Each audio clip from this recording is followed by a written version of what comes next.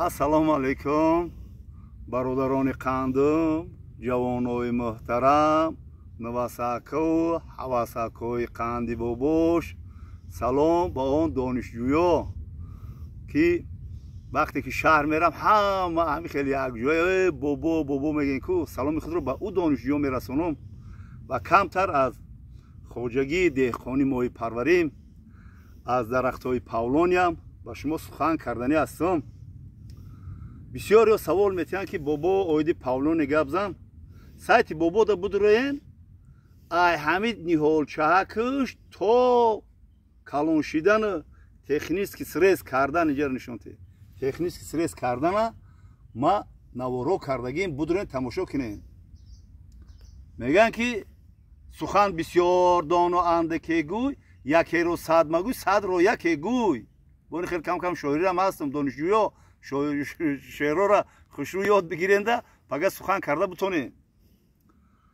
хоб ма ҳозир фақат оиди мана тирамоҳ шид, оиди дарахти павлония технически срез чикел туғри технически срез кардиян, яки буруши техник кардиян, ёки нотуғри кардиян, ба шумо ба сами шумо мерасонам. ва оиди биагумус мана ин порое ки кирмои калифорния ё истеҳсол мекунам, оиди и чикел ба дарахтои павлония метиҳем, ба шумо камтар маълумот метиҳам. ва дар ин ҷо мана инҷа дарахтои павлония баъд усталбаро мо омадаем хеле истодаем бари дарахтои павлония, ки худо нигаҳбон шавад ки симои усталбара бикашана, бигӯянд ки дарахтои павлониро бубур. дусола меҳнати бобо куҷо мешавад? Намедонам, худо инсоф бута.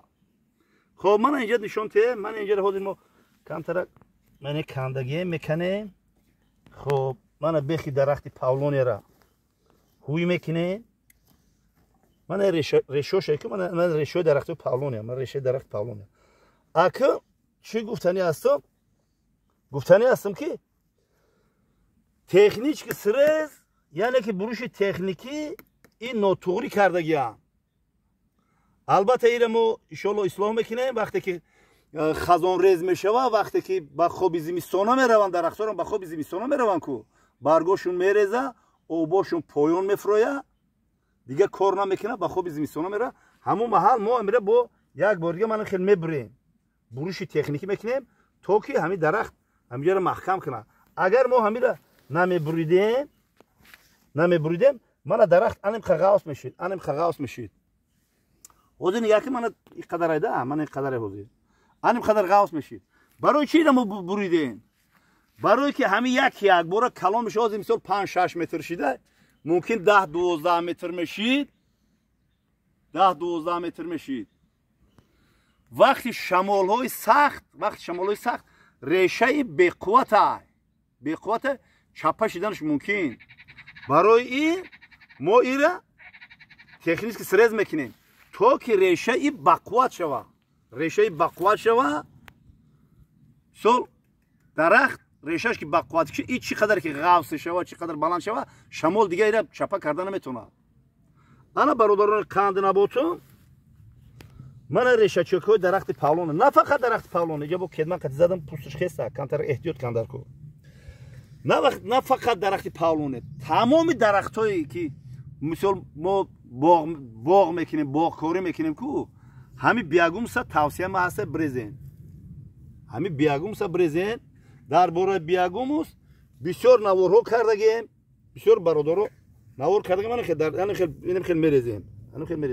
бутонен як ҳамин чи 3 литра хати сатирчаи пластмаси 3 литра хати якта дар бех як дарахт, хо себ бошад, хо нок бошад, хо мисол анҷир бошад, хо чормағ бошад, тамоме ки дарахте ҳаста ки хо павлония бошад, анами чира биягумса брезен дар бехшон. сол ҳам баҳор, ҳам тирамода брезен. барои чӣ?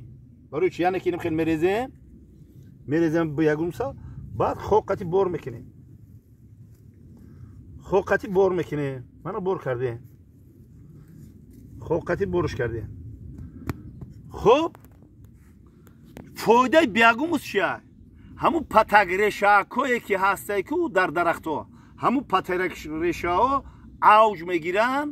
мана биягумус да اوج میگیرن و در اینجا ده چقدر میکرو ماکرو الیمنت ها هستن که کار میکنن. اینا فقط تگ خاک ده باید ممکنه بالای خاک ده پوشیدن در کار نیست. وقتی که بالای خاک ده پوشیدی این وای میشوه انا شمال میزنش افتاب میزنش و هیچ چیزی گم میکنه. برای همین زیر خاک کن در کار، خاک ده پوشوندن در کار، تگ خاک کن در کار. برای همین بعد این زمستانی دراز روزی دراز این بیاگوموس میگن که تا 5 سال دست میکنه در زمین دست میکنه. این تو 30% ای 25 تا 30% نامنوکی زمینه، نامنوکی زمینه با خودش میقپه مسته، نامنوکی زمینه میقپه مسته 25-30% در زیر زمین. این گپای سخنای بابا نیست، اینا علما تجربه گذروندگیان در جمهوری برادری ازبکستان به نهایت بسیار هم درخت پاولونیا هم بیاگوموس کرمی کالیفرنیا استحصالاتش بهت بسیار دخمون کمی در کمه که شلو میشه مردم بفهمد و میشود. برای همین یعنی چی گفتنی هستم بروش تکنیکی نوتوری کردگیان ایرا وقتی که همین بروش تکنیکی میشود باید ما ایزی زمین باید ببریم، من زمین ایزی زمین ببریم و مثال 3 تا ناودچه میبره یک چه میمونیم. اینجا ده بروش تکنیک بلندی بچ شدگی های. برای همین مثال درخت من نگاه که درخت دیدی یعنی درخت اینجاش پوچ اومده یعنی که پور نکرده پوچ اومده. برای همین باز یک بار دیگه ما را بروش میکنیم وقتی که با خوب زمستون را بروش میکنیم بالش خاک میشن که تا هم درخت گیردی همواری خوشرو برویا. به نهایت درخت خوبه. اگر این درخت خوب نمیشید الومینیوم دیره اینا نمیگفتن الومینی دیره یعنی سبک است قیش است. دوم اینا مثال چی میکردن درخت آدم میگن ایرا درخت آدم میگن. خب این درخت در ساحه ساختمان، در ساحه مبل سازی، در ساحه کشتی سازی استفاده میبرن و ما به شما میگم که درباره بسیار نوارها کردگی ما این کربن به خود میگیره، برگوش کربن میگیره اکسیژن سر میتید. من اینجا چارمق هسته اینجا ده چارمق من اون چارمق اکسیژن نمیگیره یعنی که رنگی ما تو نفس میگیره کربن خارج میکنه. این کربن میگیره و اکسیژن به ما میتیه. در هر یک خانه اگر 3 سوتیق زمین هم داشته باشی 3 دانه اقلا بشنون درمی اقلا 1 دانه بشنون چقدر همیشه سبزه. بعد گلهای خوب میکنه در بهار گلها میکنه. خیلی درباره این بسیار نوارو کردگی هستم. حاضر وقتی مثال من همه اوزقش برای زمستان میتی هم بهار هم تیرما 1 بار دادن در کار.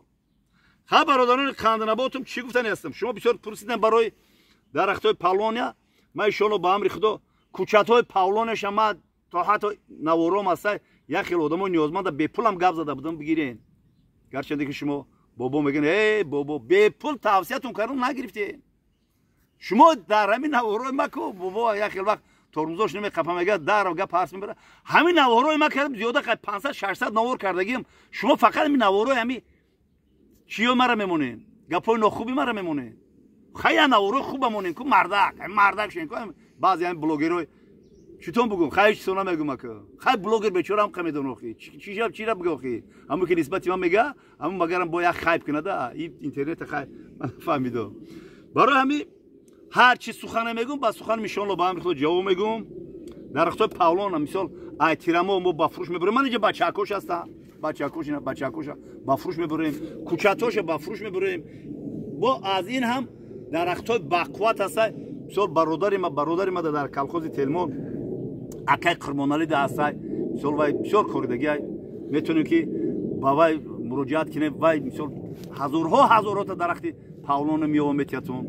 خب بیاگوموس مثال وای میکنه بیاگوموس مثال ما دورم بیاگوموس با شما پیشنهاد میکنم مثال سودا میکنم با شما ماهی دارم ماهیچه‌هایی که برای حوضاتون ماهیچه لازم شود مالیوک لازم شود سازن امور تلسالو ایوایو دارم و فکر میکنه که همین بابا فقط همین گپ خالی نیست. من همش فقط وجود رقم و دلیل قطعی میگم. من مهنت میکنم، مثال تعریف هم نکنم، مهنت میکنم. من کریمای کالیفرنیا، درخت پاولونیا، موهی خیلی هستن. کدام خوشمنده؟ تو بیاین من با شما هم درخت پاولونیا، هم موهیچه، هم بیاگوموس، همه مهمانداریتون میکنم. زنده و سربلند باشین برادران قندم، جوانای محترم، نواسکا و حواسکای قندی باباش زنده و سربلند باشه.